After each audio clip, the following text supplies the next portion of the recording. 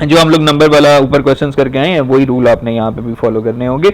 अच्छा, क्वेश्चन देखें जी, Aslam's as, question क्या है हमारे पास, Aslam's age after 15 years will be, Aslam's age after 15 years will be 5 times his age 5 years back, present age of Aslam is, ये हमने फाइंड आउट करना है। पहले तो हमने इसको क्या किया, स्कीमिंग की, ठीक है, फिर हमने इसको ब्रेक डाउन कर लेना है।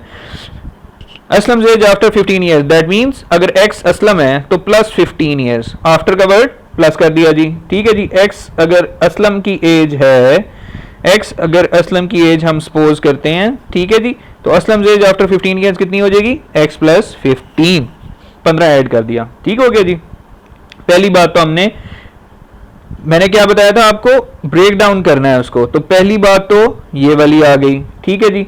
दूसरी बात उसने दूसरी लाइन में की है, will be 5 times his age 5 years back, तो दो चीजें बेसिकली वो कह रहा है, पहली ये और दूसरी ये वाली, ठीक है।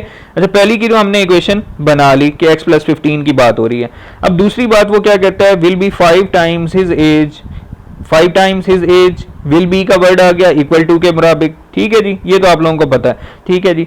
और will be 5 times his age 5 years back, 5 years back उसकी एज कितनी थी, बैक के लिए मैंने क्या बताया, माइनस का वर्ड यूज हो जाएगा, तो असलम एज 5 years back कितनी थी, x माइनस 5 थी, ठीक है जी। अब हम आते हैं अपनी कंडीशन के ऊपर, अपनी कंडीशन के ऊपर देखें कि ये क्या कह रहा है कि x प्लस 15 यानी कि 15 साल बाद जो उसकी एज असलम की होनी है, that will be 5 times his age 5 times his age 5 years back, 5 years back कितनी थी, x माइनस 5 थी, उसको 5 टाइम्स ले लिया, ठीक है जी, और इक्वल टू के उधर वही वाली चीज लिखी हुई, ठीक है जी।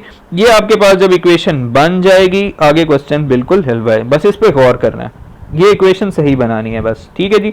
x प्लस 15 यानी कि 15 साल बाद उसकी जो एज है x plus 15 is equal to 5 times his age 5 years back, यानी कि 5 साल पहले जो उसकी एज थी उसका 5 गुना, ठीक है। ये आपकी ये वाली साइड बन गई। जब ये आपकी इक्वेशन बन जाती है आगे बिल्कुल इजी है, x प्लस 15 आ गया, 5x यानी कि आपने ब्रैकेट खोल ली है ये वाली, ठीक है जी। तो 5 को मल्टीप्लाई किया x के साथ तो 5x आ गया, और माइनस 5 को मल्टीप्लाई किया 5 से तो 25 आ गया। अब 25 को आप उठा के परली साइड पे ले जाएं, 5x को इधर ही छोड़ दें, x को इधर उठा के ले आए, x को उठा के मैं इधर ले गया, इस 25 को उठा के उधर ले गया, साइंस इनके चेंज हो जाएंगे, ठीक है जी। आपके पास क्या बन गया जी, 15 plus 25 is equal to 5x minus x, that would be 4x is equal to 40। 4x is equal to 40 को मैंने सॉल्व किया, x की वैल्यू क्या आ जाएगी 10, 40 को जब मैंने 4 से डिवाइड किया तो कितने वाली आ गई 10, तो x इज इक्वल टू 10। आखिर में ये स्टेटमेंट लिखनी जरूरी है, so the present age of Aslam is 10 years। ये मैं आपको दोबारा बता दूं कि ईडीएस का पेपर है जो जनरल साइंस का, जनरल साइंस एंड एबिलिटी का, सीएसएस का पेपर है, that is why every step has importance. तो आप लोगों ने क्या करना है जी, आप लोगों ने ये करना है कि आप लोगों ने स्टेटमेंट एंड के ऊपर लाजमी लिखनी होगी ये वाली, ठीक है, स्टेटमेंट आप लोगों ने लाजमी लिखनी है इसमें, ठीक हो गया। चलें, x की वैल्यू आ गई 10, वो आपने यहां पर लिख दी। अब ये जो सेकंड क्वेश्चन है ये आप लोगों का होमवर्क होगा, इसको समझ लें जरा, ठीक है, देख लें जरा भाई, ये यहां पे गौर करना है आप लोगों ने अब, ठीक है। Difference between the ages of grandfather and grandson, और उसके बाद मैंने यहाँ पे एक डैश लगी हुई है और यहाँ पे एक डैश लगी हुई है, इसका मतलब क्या है, ये चीज ब्रैकेट में है, ये चीज को बाद में पढ़ें, पहले अगली चीज को कंटिन्यू करें, ठीक है जी। The difference between the ages of a grandfather and grandson is 50, ठीक है जी। ग्रैंडफादर और ग्रैंडसन की एज का डिफरेंस कितना है, वो 50 है।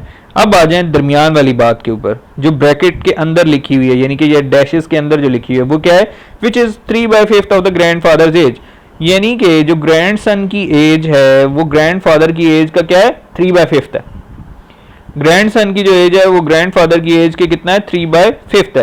सपोज अगर मैं एक्स सपोज करता हूँ ग्रैंडसन की एज, ठीक है, तो वो किसके बराबर है 3/5 ऑफ वाई, जो कि मैं सपोज करता हूँ ग्रैंडफादर की एज के, ठीक है जी।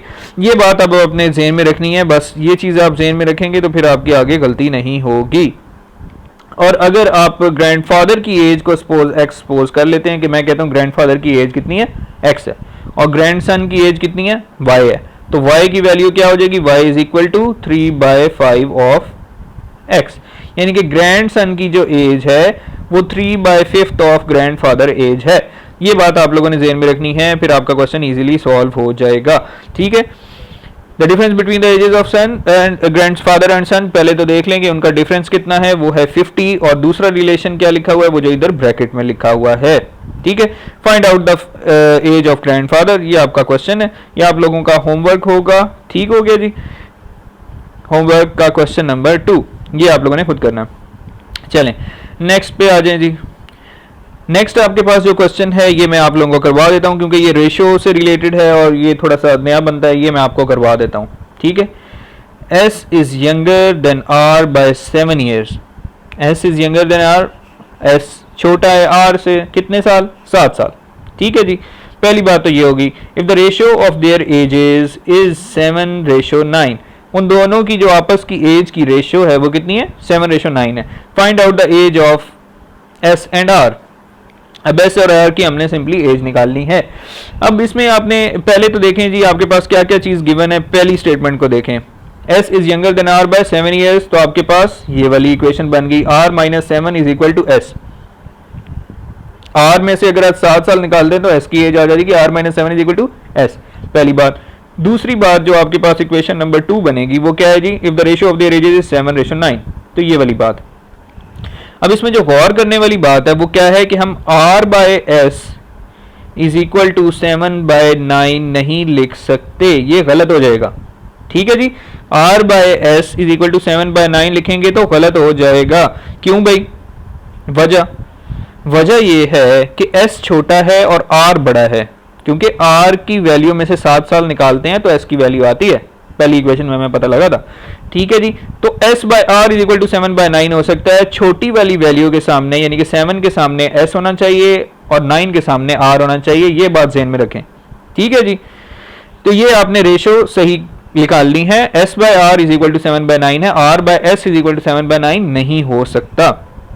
तो रेशियो ऑफ देयर एजेस, ये दूसरी हमारे पास बात आ गई। जब आपके पास ये चीज आपने सही बना ली है तो आप S की वैल्यू सिंपली उठाएं और इस वैल्यू में पुट कर दें। ठीक है जी, putting the value of S in equation number 2, आपने S की यहाँ पर वैल्यू पुट की, ऊपर वाली वैल्यू में आपने S की वैल्यू पुट की जो कितनी थी, R - 7 divide by R is equal to 7/9। जब ये वैल्यू पुट कर दी तो उसको क्रॉस मल्टीप्लाई कर दें, 9 को उठा के R - 7 से मल्टीप्लाई कर दिया और ऊपर 7 को मल्टीप्लाई कर दिया R के साथ। ठीक हो गया जी, आपके पास ये बन गया 9R - 63 is equal to 7R। तो आपके पास सिंपली ये इक्वेशन बनी और 9R - 7R is equal to 63, R की क्या वैल्यू आ गई, 63 डिवाइडेड बाय 2 क्या बना, 31.5 ईयर्स। यूनिट लाजमी लिखना है, यूनिट लाजमी लिखना है, ये बात ध्यान में रखिएगा। जब आंसर एंड पे आप बनाएंगे तो लिख दें S इज इक्वल टू जो भी आंसर आएगा, जो हमारा 24.5 ईयर्स आएगा, ठीक है, वो लिख दें और ऊपर इसी तरह R की वैल्यू लिख दें। तो यूनिट लाजमी लिखना होता है ईयर्स में। ठीक है, ये वैल्यू आपके पास R की आ जाएगी। अब ये वाली वैल्यू जब R की आ गई है तो इसको उठाएं और इस इक्वेशन में पुट कर दें। ठीक है, R की वैल्यू आपने पुट की, उसमें से -7 कर दिया। ठीक है, R - 7 31.5 - 7 दैट वुड बी 24.5, ये आपके पास S की वैल्यू आ जाएगी। ठीक है जी, तो S की वैल्यू कितनी आ गई, 24.5 एंड R की वैल्यू कितनी आ गई जी, 31.5। तो 31.5 ईयर्स, ये ध्यान में रखिएगा कि यूनिट लाजमी लिखें। इसी तरीके से S is equal to 24.5 years. ठीक है, ये दोनों चीज़ों को आपने बनाया और आपके पास क्वेश्चन सॉल्व हो गया। R की वैल्यू 31.5 साल का भाई वो, और S की वैल्यू कितनी है, 24.5 ईयर्स का। ठीक हो गया जी। अच्छा, नेक्स्ट क्वेश्चन पे आ जाएं जी। नेक्स्ट क्वेश्चन पे आप देखें जरा, नेक्स्ट क्वेश्चन में वो क्या कहता है, the sum of ages of a grandfather of a father and a son is 45, यानी कि सिंपली उनकी जो एजेस का जमा आप करते हैं तो कितना आता है, 45। Sum of their ages is 45 years. पहली बात तो ये आ गई, ये पहली क्या होगी, इक्वेशन 1 बना दो इसको या जो भी नाम दे दो। ठीक है जी, ये आपने दे दिया। उसके बाद 5 years ago, दैट मीन्स जो भी है उसमें से -5 कर देना है। ठीक है, 5 years ago माइनस हो रहा है। ठीक है, the product of their edges was 4 times the fathers age at that time. 4 times the fathers age at that time. Step by step चलना है, ठीक है, फिर मैं कह रहा हूँ स्टेप बाय स्टेप चलना है। Let the father age present, ठीक है, प्रेजेंट एज जो उनकी होगी वो कितनी आपने सपोज कर ली एफ और एस, ठीक है, सन की एज को एस ले लिया और एफ ले लिया फादर की एज को। पहली इक्वेशन क्या बनी, पहली इक्वेशन इस पहली स्टेटमेंट को देख के बनी, सम ऑफ देयर एजेस, यानी कि F plus S is equal to what 45, simple सी बात। अब दूसरी स्टेटमेंट में देखो 5 years back, 5 years back father की एज कितनी होगी एफ माइनस 5, सन की एज 5 साल पहले कितनी होगी एस माइनस 5, ठीक है, पहली बात तो ये आ गई। अब आपने क्या किया, अप्लाइंग द कंडीशन, यानी कि कंडीशन क्या दी हुई है, product of their edges was 4 times the fathers age at that time. Product of their edges मतलब f माइनस 5 यानी कि उस टाइम पर जो उनकी फादर की एज थी और s माइनस 5 का प्रोडक्ट ले लिया, ठीक है जी, प्रोडक्ट ऑफ देयर एजेस, ये बात हो गई। वॉज का वर्ड यूज हुआ तो हमने क्या डाल दिया जी, ये इज इक्वल टू डाल दिया, ठीक है जी। Was 4 times father's age at that time, 4 times father's age at that time, father's age at that time कितनी थी f माइनस 5 थी, ठीक हो गया जी, सिंपल सी बात है। चलें, ये आपकी जब इक्वेशन बन जाएगी तो आगे सवाल क्या हो गया, फिर हलवा। प्रोडक्ट ऑफ देयर एजेस वो ये वाली बात हो गई, और 4 times the father's age that time ये आ गया आपके पास, ये आपके पास इक्वेशन बन गई। अब इसको स्टेप बाय स्टेप सॉल्व करते जाएंगे। f माइनस 5 इधर भी है, f माइनस 5 इधर भी है, तो दोनों साइडों वाला कैंसिल हो गया। सिंपली आपके पास क्या बच की चीज, ये अंदर वाली, ठीक हो गया जी। तो s minus 5 is equal to 4, s minus 5 is equal to 4, तो s की वैल्यू क्या आ जाएगी 4 plus 5, that means s is equal to 9। तो सन की एज इस टाइम पर कितनी है 9 ईयर्स है, इस टाइम पर सन की एज कितनी है 9 ईयर्स है जी, ठीक हो गया जी। अच्छा, अब आपके पास अगला पार्ट क्या हो जाएगा जी, अगले पार्ट में वो क्या कहते हैं, आपने ये s की वैल्यू जो है ये सिंपली उठा के इधर पुट कर दो, ठीक है जी। s की वैल्यू उठा के इस इक्वेशन में आप पुट कर दो तो आपके पास f की वैल्यू आ जाएगी, ठीक है जी। f plus 9 is equal to 45, that 9 goes to other side and your answer for f will be f is equal to 36, f is equal to 36, यानी कि 36 ईयर्स लिखना है, यूनिट साथ लाजमी लिखना है। मैंने एंड पे स्टेटमेंट डाल दिया तो मैंने इसलिए यहाँ पे यूनिट नहीं लिखा, ठीक है। अच्छा जी, so at present father's age is but 36 years, ठीक है जी, और सन्स एज कितनी है 9 ईयर्स, ठीक हो गया जी। s की वैल्यू 9 और f की वैल्यू 36, ये आपके पास आ गया जी आंसर। ये आप लोगों ने देख लेना है कि यहां से ओके, ठीक है। अच्छा, ये आ गया आपके पास आंसर। उसके बाद नेक्स्ट क्वेश्चन देख लें जरा। नेक्स्ट क्वेश्चन ये आप लोगों का होमवर्क होगा बेसिकली, तो ठीक है, इसको समझ लें कि ये करना कैसे है, इसको रिव्यू कर लेंगे फिर कल, ठीक है, और क्वेश्चन मैं आपको प्रोवाइड कर दूंगा। इसको पहले समझ लेंगे जिसमें क्या करना है। अच्छा देखें जी, if the present age of father is 2 times the son's age, present age of father यानी कि f और s आप सपोज कर लेंगे, फिर उसी तरीके से फादर और सन को 2 टाइम्स द सन एज यानी कि f is equal to 2s simply, ठीक है जी। पहली बात तो ये हो गई 2 times the son's age and 20 years earlier, 20 साल पहले, 20 ईयर्स अर्लियर 20 साल पहले, यानी कि जो भी आपने सपोज किया होगा उसमें से -20 कर देना, ठीक है। Earlier father was 12 times the age of son at that time. अब सन की एज 20 साल पहले कितनी होगी s माइनस 20, फादर की एज 20 साल पहले कितनी होगी f माइनस 20, ठीक है जी। जो भी आप सपोज करते हो उसमें से -20 कर देना है, और फिर आपने कंडीशन अप्लाई कर देनी है कि फादर की जो एज उस टाइम पर 20 साल पहले थी वो कितने टाइम होगी, वो 12 times son's age at that time, 12 times son's age at that time होगी, ठीक हो गया। ये आपके पास सिंपली इक्वेशन आ जाएगी। इक्वेशन जब आ जाएगी तो उसको आप इजीली सॉल्व कर लेंगे। तो ये आपका क्या होगा जी, होमवर्क होगा। ये आप लोगों ने सॉल्व करना है, इसको साथ साथ करते जाएंगे तो इजी रहेंगे, आसानी से सवाल होते जाएंगे, ठीक है। यहाँ पे मैं ऊपर इसलिए कह रहा हूँ कि मैं आपको यहाँ पे ये दो पेजेस हैं, इनके ऊपर सारे क्वेश्चंस लिखे हुए हैं जो आज हमने किए हैं, ठीक है। तो ये आप लोगों के पास आ जाएंगे, मैं आपको अभी ये शेयर कर देता हूँ, ठीक है। कौन कौन से, अच्छा देख लें ज़रा। एक हमने ये वाला कर लिया जी 5 टाइम्स एंड 3 टाइम्स वाला जो था, दूसरा हमने ये वाला कर लिया। फिर ये जो ये वाला क्वेश्चन है ये आपका होमवर्क है, ये आप लोगों ने खुद करना है, ठीक है। ये वाला क्वेश्चन मैंने आपको लेक्चर 01 जो था उसमें मैंने करवा दिया था, ठीक है। तो इसके बारे में परेशान नहीं होना।